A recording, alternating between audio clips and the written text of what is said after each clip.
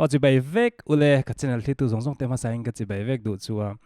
invite ka thlina ni chuan in music lampang kai noi zai tele ka tiang la te ta thar te ka tiang in ngai na ni chuan ka channel hi lo subscribe ve don nia ole voin hian kala ti ngai vak lo thil pakhat ka ti dona ka channel na ma hian zai le la ti vel ringot music ringot hi ka da thina tu na hian in ka ti tur hi tutorial ang deu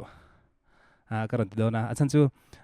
mitam takin entinge tudang kangai to long kha iphua entinge music te siam ti ve kha zona min zot vet na sathina chu chu veina hang karon sai fia don ni ole chu mi ka ti ma chuan thil phat kan soi lo kanga dikton magazine may issue kha ilo enanga ta khanin karon lang ve dona ka lom khop mai chu chu in lo en ve nge don in lo lei ve ngai lo chiar ve ngam dikton magazine hi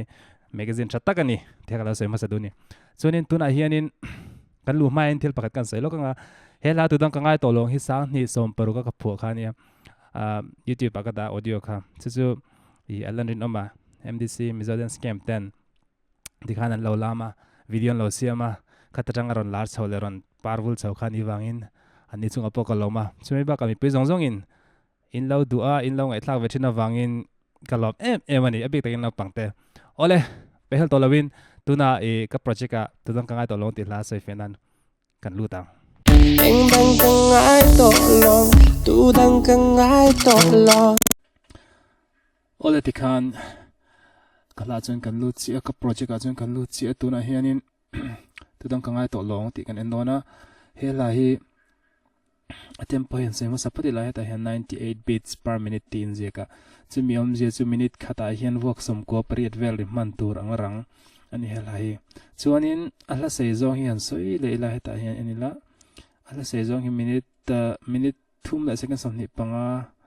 vel a sei ania chuanin hela hi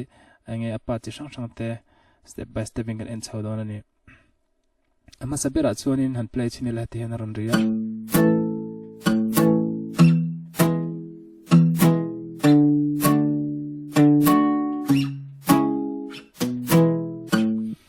kami guitar chord progression kami guitar loop ka sabera ron ria hemi a hianin in build chawni de bera hemi atanga in rem chawni hin kashia hela hi hemi a chord kaldana tanga pho chawi kania chuanin ama sabera hian he chord hi aki hi a ki ania chuanin a guitar hi kema perlu chop nelawin anglo software atanga ka siamani vst pakhat aminga chuan ample guitar ample sound akhan AGT ample guitar tailor tika oma chu tilan kan tum cheyanga hela hen toloni mai the kan tilang lokanga indu ten shethenan he sound hi guitar hi athakop maya tailor guitar hi kovela holo guitar chun thapol ni an soivenia he nia AGT chuanin in lot meka ari po hi acha khop me ta hena chord te a siam the a chord te play the ya chuanin solo angin hetia a single note te puna play the ya ang kari tlang pe sunia heng a play ta hena kina chiple chia zokala soina hunte po ala mga chuanin ka mga mi siam nan hen chon ka record lu ta mi FL Studio chung atho hen edison mangin chuanin ka record ka hetain ka dale ya chu ti hena ron rita hemi a hianin a effect how hi antaila ama saberin EQ ka da ta han fruity parametric EQ2 hi ka manga chuanin EQ masazok ama sabera hianin a bass a low end a frequency ri niam lamri thum lam katnan ka manga chumi chu ta hen 100 chungset ani he ta hen hemi frequency hen ka kata chuanin adota hianin arisin lampang a frequency sang lampang tirin nan ka mga boost nan heta hianin pakana chuanin sang sa resolution tum pro hertz vela hianin 61% in ka busa ta hian 39% in ka busa chun heta hian 39% pakin ka busa chuni de maya chuanin adot le hianin fruity stereo shaper hi ama he thil te hi athat vena chu ri ren kha hetia alaya ri ringot kha asira velam le ding lama ma earphone te kan man chuan khamia ri tu khana siama atelo chuan in ala khan ria te na ri ni telo chuan khana la area chon EQ kha kada lo boka ri thum dewa thian mi ri thumi boy thana chu music dang ne na ri khiani na in no khom diklo thina chu wan chon EQ kan manga receptorin tikan fruity stereo speaker kan han mang shaper kan han man khachuan sorry kan han man khachuan tikhanin arika ein thedar tani bing le binga khan kha kha tha ka tia chuanin adot le hen khami loop khada zo khanin snappy ron ria snappy FL Studio omsa thin kha ka manga ta hen enchin la packs a hen ama legacy a kan lu lenga drum sa hip hop a hen SNAPH snap bi pa hai te ka ka manga chuanin effect a hen enchin le lokila snap a hen EQ mangin nelam low end lam ko kat le a ai je kat sang amit sang khat hearts vela ka han kat chawa dora sancho snap ta chu receive lam pangani ri thum kha angai chong lawa chuan chan ka kat chawa chuanin heta sin lam akhan pani vela hengten ni vela hen ka boost le plemin chuanin stereo shaper book khani chang guitar kam nang ka ta le a chuanin ta chan reverb ka da tel book reverb pa hen size a hen na falling ka da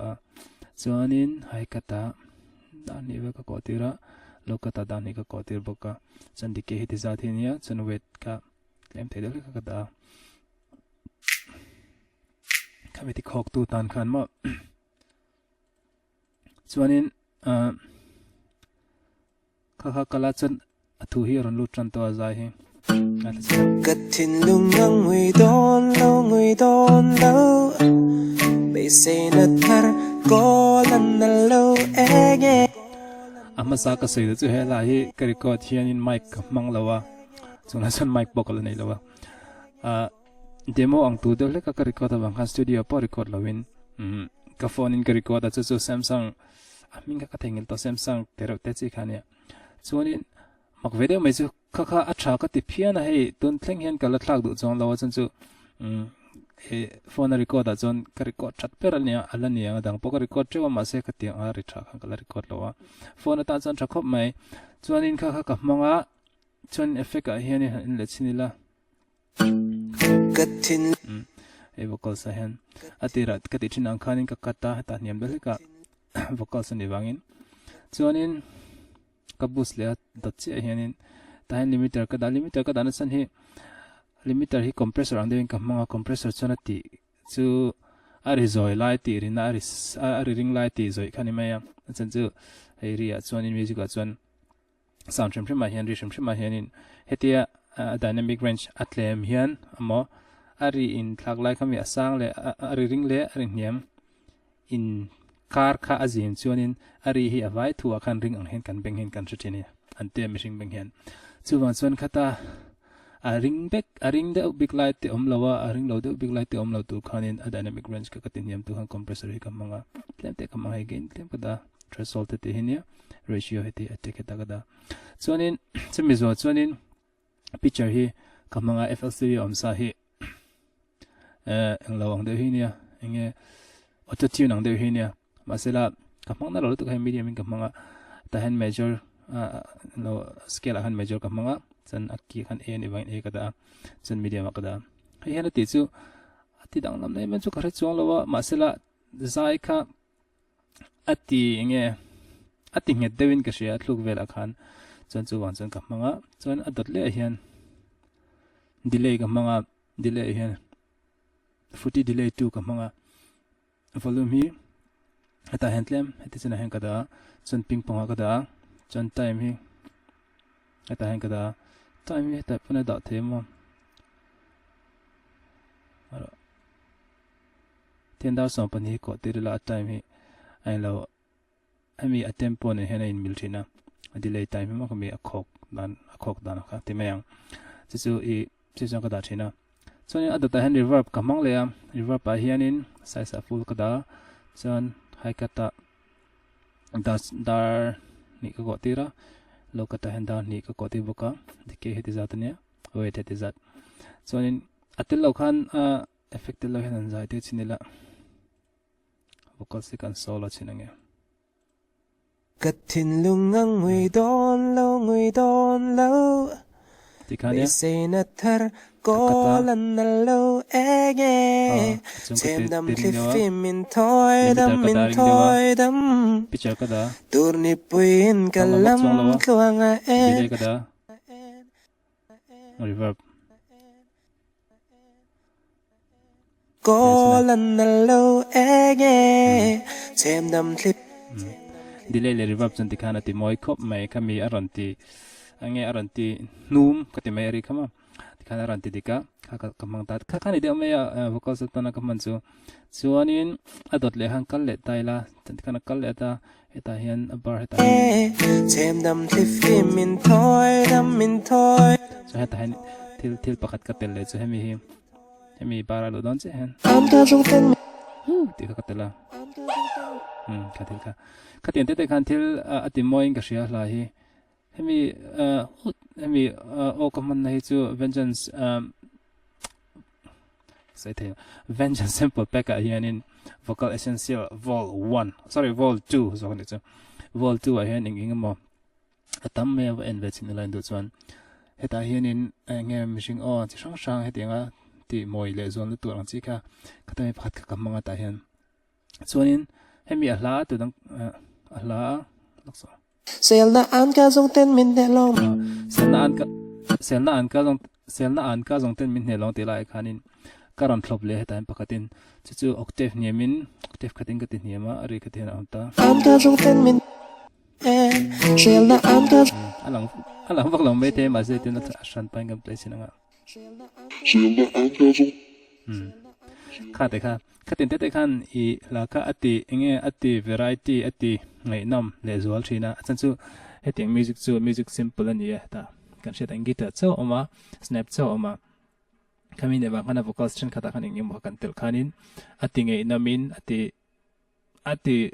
langrau pui ve sonin ator le kan kal lenga thamel wangin loi clip we kan heta po hian besina tham ral ti lai hian in kami ka kamang le ya besina ei pis dan hi ol tuka ngora kan besina thamel ei ni ma hei hian ati chu hei hemi hi kan katanga kan du lai ka tan kan click anga make unique kan tianga adanga ron changa channel thara ron changa chuan kami channel kha kan in lenga hei nita chun helai pitch time stretching ti noi mi pitch ti heti zonga veilama kan pot niam chuanin a niam don ti na ni meya chan a full track kan pot la chun octave khatin a niam don ti na ne chan dinglama a full track kan pot chun octave khatin a sound don ti na khani me chu katia chun ti henrita thamel wangin loi clip we kan le to long matiang ka song zel done tikana thuna na kan lu don chi ni cha heta hian a roll ang deu tin thil pakhat ice ti hi heta hian oma kan chin lokanga FLCD sa thawne engemo khoile effects vela khaina ning ka she omna hi ka she chian che tolo packs a hena nia lai chung chu ningai tur ania chun legacy hin a khoila hingi ka chiang to chela min she themula chuanin chu ka da a chu atopa te kan mi triplet te hi amama hai helai miang hi khatha ka ta hela mai ka ta ka khan a roll ang de khan thunna na music dangaron lo don khan a in siam ta chon dan kwanin ta katien te khan arika atinal in ka shi a tikan chuan athunan ka han lut le chi anga ti hian chon dan kwanin taila ri kharon tamle dolek ta guitar khala omrenga snap po khala omrenga snap hitle mina complicated dolek to in ka shi a ta na dik chi eta hian lem dang lam chu lai te triplet pakhat omini me hela hen ngai tlasina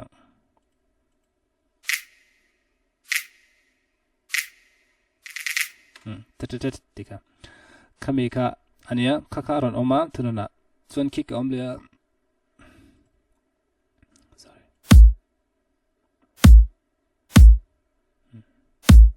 kick po simple cop mai he kick hi vengeance sample pack me thoi ka manga vengeance and vengeance essential dubstep vol 1 ti ami hi kick ama saber hi 001 hei kamang ni hei kamanga kick hi ama chuan adota simple hat kati hat simple ti hi aron ama akhaya ringot ri ang chi hat ka ka om le chuan a base hi ron lut ve ta ta hian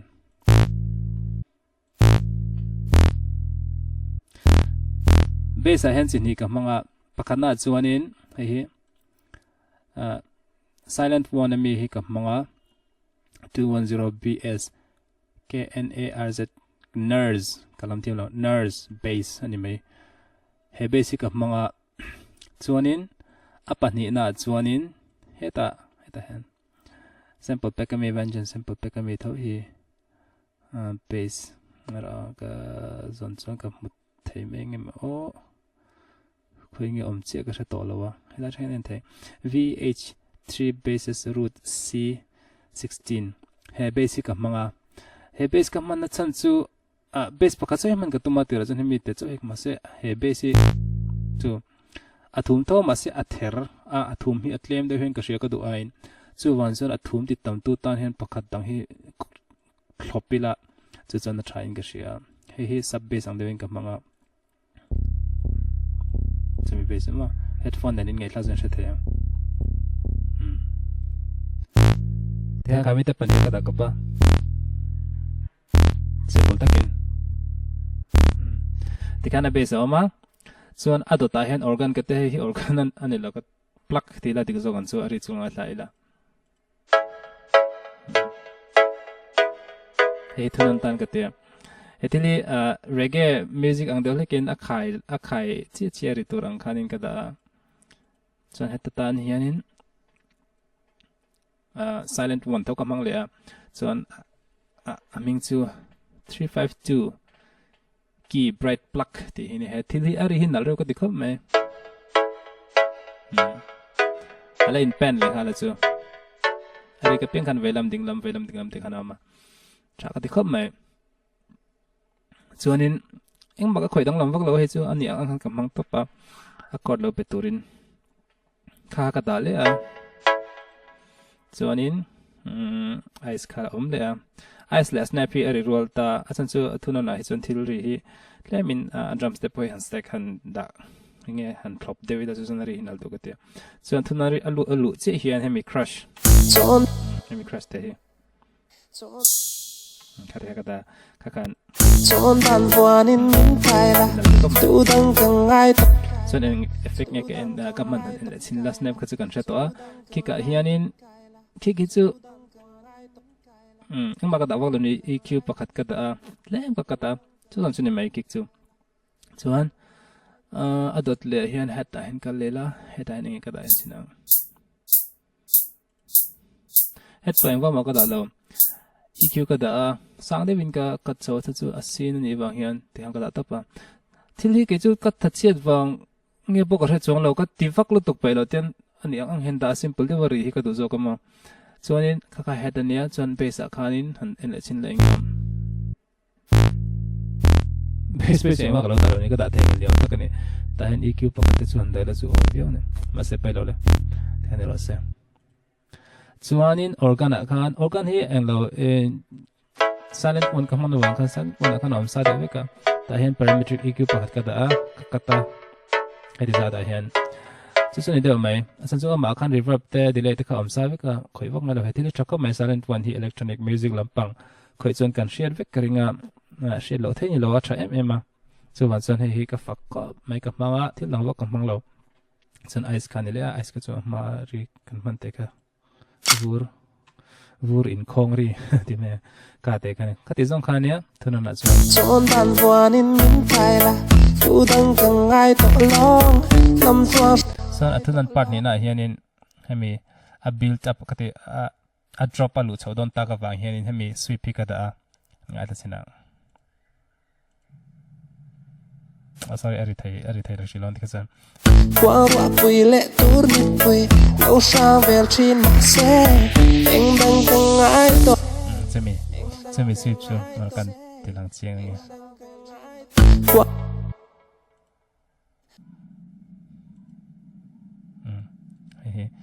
tiếng cả solo nga kan play sin a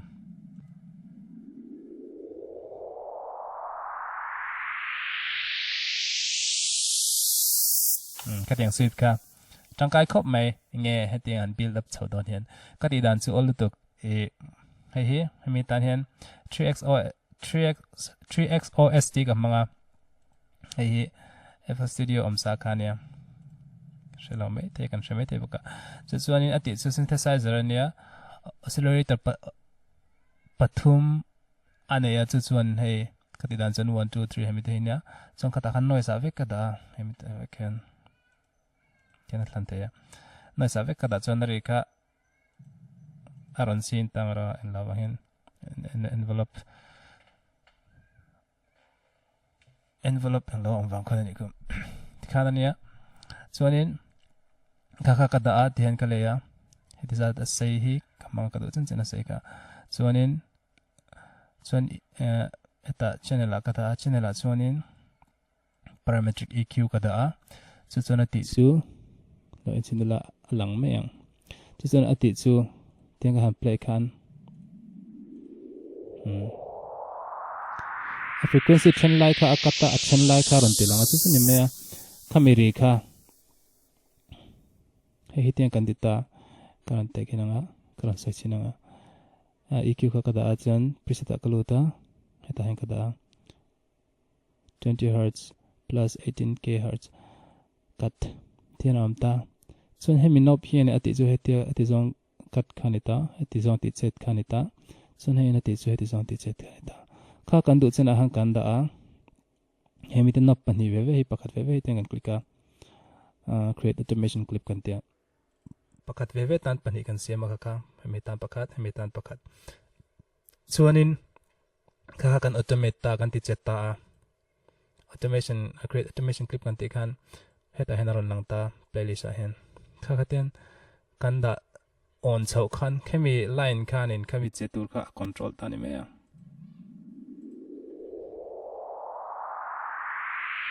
chu song te chu ni me trong cái ko me ma se qua qua pui lệ tour đi pui lâu sang về trên mặt xe anh đang cần ai tội lo tu đang cần ai tội lo kami ri khan ta kami tin na le zol nang khan reverb la delay kan handa le hala ka khan ri kha ati nalin ati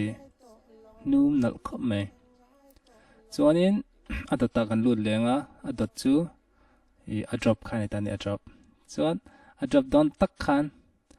I ice heterole triple G pakhat ka ti kha da le a tu đang cần ai tội lo a drop hi han en chiang ila amma saberin a solo hi oma solo hi sema sapatang a solo hi oma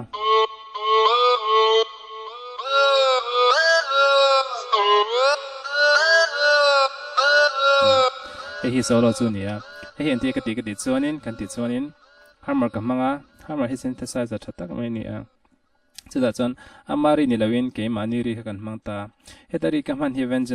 vengeance sample pack mi thau hi essential house vol 3 tmi hi ka mu thei donem kan sina sin truth si hen kan lut lenga zani le ti na vela ni ka sheka chiang to lowa zani try and sin pata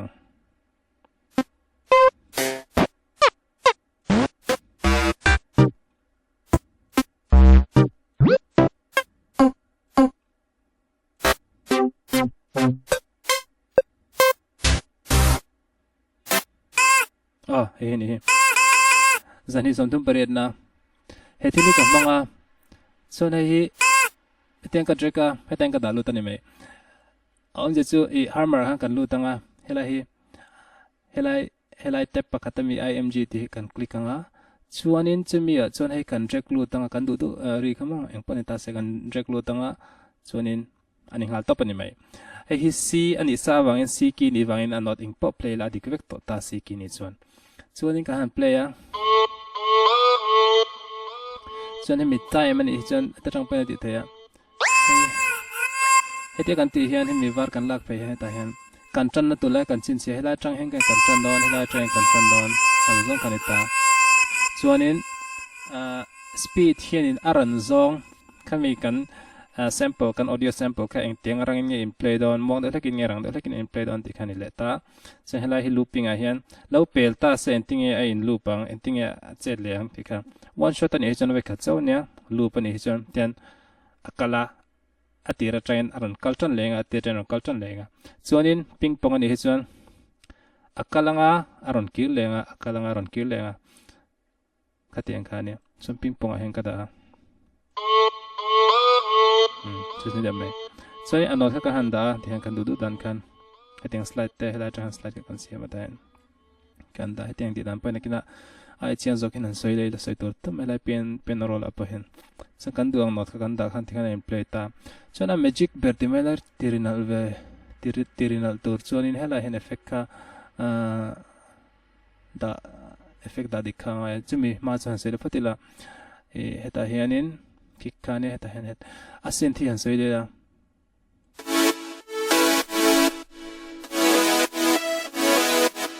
head drop tinal tu ber pakhata ka shet asen thi ani asen ta hianin thil pathum ka da silent pahni le silent one pahni le hammer pakhat ka da san ma saber in place in la hi silent one ania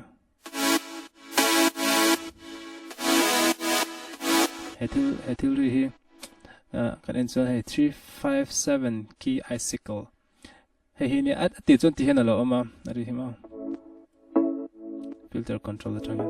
san mi a full teng anda khan tikan ari kha hemi wave so wave angri mori therar chera ke bade khateng ri khan ran dekha khanal kate kamanga chonin kha kamanga chonin ang lo hi thian ka phu a mi a khot kal dan le hemi ang lo hi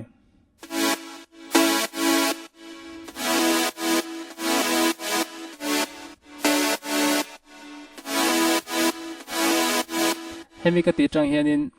thil dangri kha omtlat khang ka stre chu anot pakhat te hi ka tel le hemi hi semi chuma aran penga pesinang hetil te hi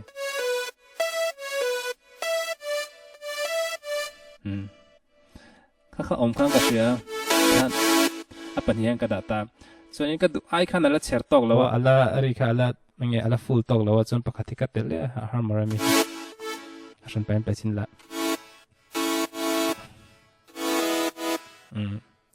hey hela mi he preset mi hey kamanga resynthesis te hey hanaron teacher atle min hemi sin lu tu kharon tira de kate chuanin heta channel a hang kan thuna chamiri tiri sattu be chukron sai tu na hen ati boy tu bernya masain dikan eq ten kan kata kan busa chuanin reverb ka tel le a reverb hi hetiza settings si kamanga pangai chuanin chumiron tinal tu be ka tikai hineta kickstart Nicky Romero hemi software le hemi plugin si tangkai khome electronic music kan didan phai chuanin hi nei nge to ning ka shia chan chu ari hi ati nge saptang teng ati bouncy ati sot moi ka tia heta han chi sang sang thlan the om je chu ti ba chu atir kha akata atiri lawa chon aron tiria kha khani me ti chu heta chi sang sat the sorry chi sang sang in athlan the ya hi bar khata veili om turin veiret om turin veini cha om turin ve kha cha om turin kan de kha thlan the ve ka thai he beri karon tlang ta chuanin chu ko sang khai chi sang sang thlan the teng hi re ke awef ka ta chan he aron ri ma de lek dona ta chan ari har de lek dona tingan he ka manga te ber me hi ha tin dal ka beng ka shu chana ta pa stereo shape ha ka ka he te la chan dikhaya cha he mi te la pe chan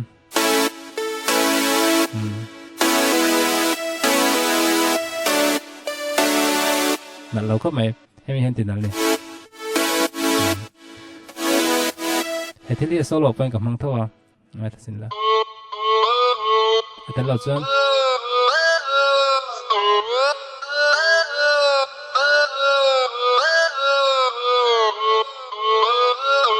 sorry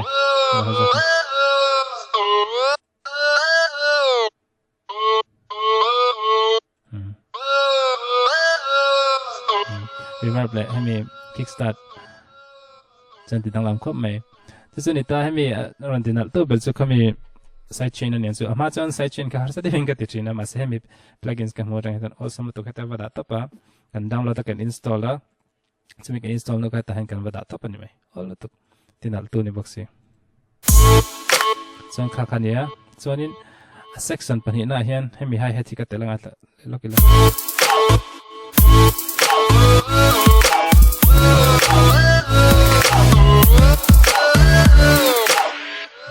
ka khan tin al khop me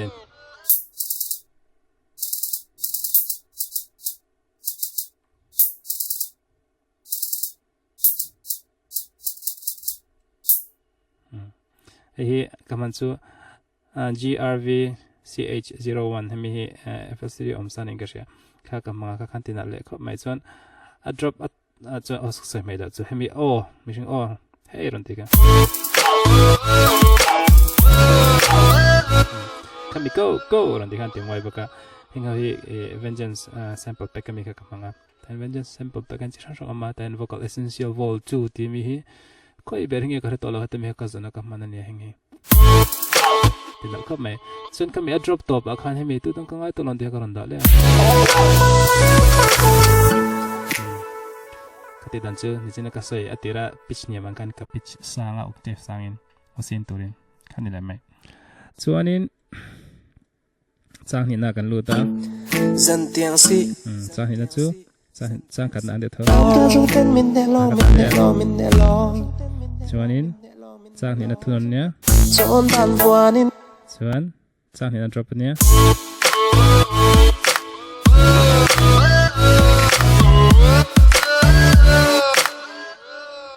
chuanin heta danglam le ta de chu up bridge ang dewa ka nei a hianin selna an ka jong ten ti kha ka ron chop kwal ta a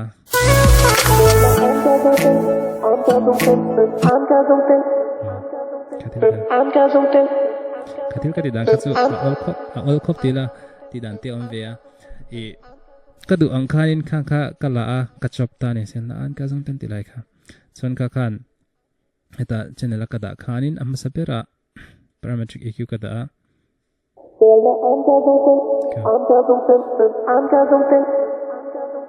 je ta ka chu atira khan hemi a frequency sang ho rilo tur khan ka da ni mai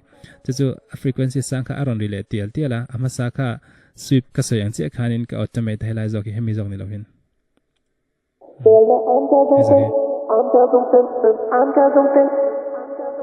tikhanania chuanin adata limiter ka da hi chu da video mai hemi compressor ang deu ka mana tana han ari han tidik deu tur tana ka ti mai khani hemi ari rozoi lai le ari ring lai in le dynamic range lem de lek tur ka ti khani mai son picture ka da picture hitlemin aspeti ka ti sang a chan chu engi auto chin ang dewa ti pain o ang deu le ka ri tu han ka du wang khanania chuanin adota khan delay ka da reverb ka da limiter ka da le chuanin chu ka soyang khanin ka khania ka khan animate chuanin effect pakhat le chu hemi tan hi chon lokin hemi tan chon reverb hi tam deuh le khingai en la wait po helai chana hen ka da chan chu I khok kha ka du a kami khok khan enge space zau dewa ang deuh khan enge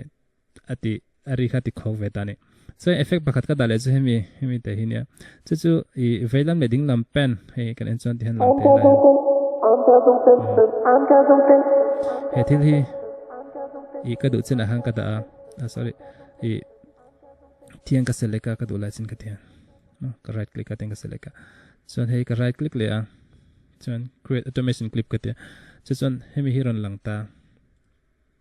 he thil hi chon ka ti hian zigzag ka da chon ati chu chang in vela matiri a chang ding la matiri chang vela matiri khami khani mai khami effect ka ka du wang khang ka ta le chon tikhan effect nal video khan chok ta ne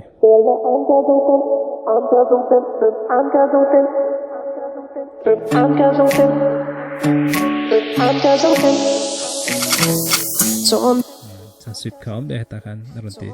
ronti build up tu khan chan athna kan lut le ta chọn tan buanin min crash pakataron om le a chon athnan kha qua pui le ein build up le ta hen atropa le chon atop le ma se le na chu tanglam de lek na chu I hela hian tu dang ka ngai to lon ti la ka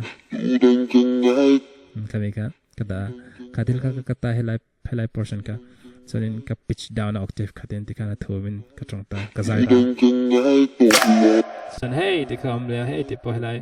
vengeance sample pe kami vocal essential vol 2 mi tami thawi ka mangle son a drop ka ani le tame ya